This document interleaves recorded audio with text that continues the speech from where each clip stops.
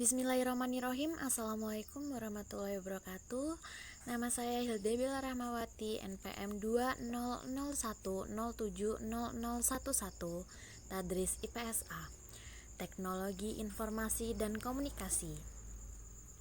Jadi, di sini saya akan menjelaskan tentang CPU atau biasa disebut Central Processing Unit. Jadi, CPU adalah rangkaian sirkuit elektronik yang sangat kompleks dan luas yang menjalankan instruksi program yang tersimpan. Kemudian, pengertian CPU. CPU adalah perangkat keras komputer yang memahami dan melaksanakan perintah dan data dari perangkat lunak. Istilah lain dari CPU prosesor sering digunakan untuk merujuk ke CPU. Mikroprosesor adalah CPU yang diproduksi dalam sirkuit terpadu sejak pertengahan 1970-an. Satu mikroprosesor sirkuit terpadu telah umum digunakan dan menjadi aspek penting dalam pelaksanaan CPU. Kemudian ada komponen CPU. Komponen CPU yang pertama adalah unit kontrol. Unit kontrol yang mengatur jalannya program. Komponen ini tentu ada di semua CPU. CPU bertugas mengontrol komputer sehingga sinkronisasi yang terjadi antara komponen bekerja dalam menjalankan fungsi operasi.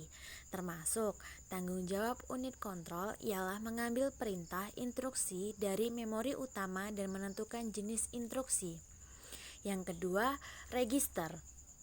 Register adalah perangkat penyimpanan kecil yang memiliki akses kecepatan yang cukup tinggi yang digunakan untuk menyimpan data dan atau instruksi yang sedang diproses. Memori ini bersifat sementara, biasanya digunakan untuk menyimpan data saat diolah atau data untuk diproses lebih lanjut. Yang ketiga ada unit ALU.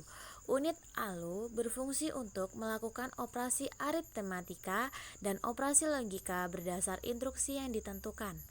ALU sering disebut bahasa mesin dikarenakan pada bagian ini ALU terdiri dari dua bagian, aritmetika satuan dan boolean unit logika yang masing-masing memiliki spesifikasi pekerjaan sendiri.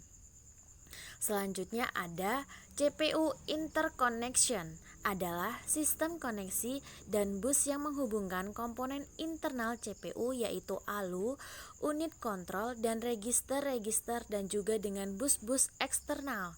CPU yang menghubungkan dengan sistem lainnya seperti memori utama, piranti, masukan dan keluaran. Nah, selanjutnya di sini ada bagian-bagian CPU. Apa aja sih bagian CPU? Yang pertama ada casing.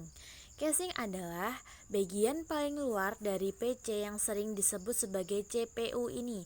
Fungsinya yaitu sebagai penutup dan tempat dudukan komponen lain serta sebagai pelindung komponen-komponen di dalamnya dari kotoran dan debu.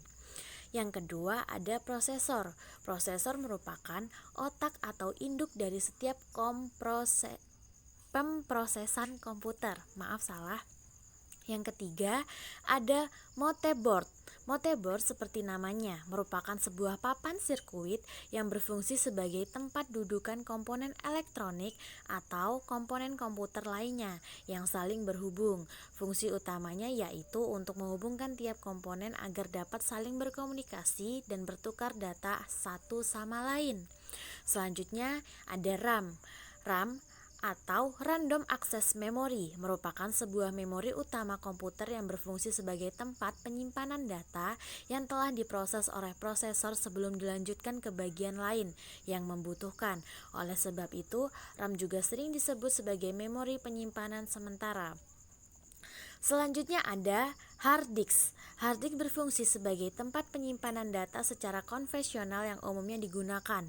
Umumnya hard disk saat ini memiliki kapasitas penyimpanan yang sangat besar, mulai dari ratusan GB hingga TB. Contoh data yang disimpan dalam hard disk yaitu lagu, video, gambar, aplikasi, dan lain sebagainya. Nah, selanjutnya kita menuju ke fungsi CPU. CPU mendukung pemrosesan data dengan melakukan fungsi mengambil, menkode, dan mengeksekusi pada instruksi yang diprogram. Secara bersamaan, fungsi-fungsi ini sering disebut sebagai siklus instruksi. Selain fungsi siklus instruksi, CPU melakukan fungsi pengambil dan menulis data.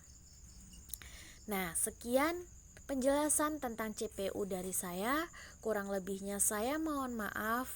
Saya akhiri. Wassalamualaikum warahmatullahi wabarakatuh.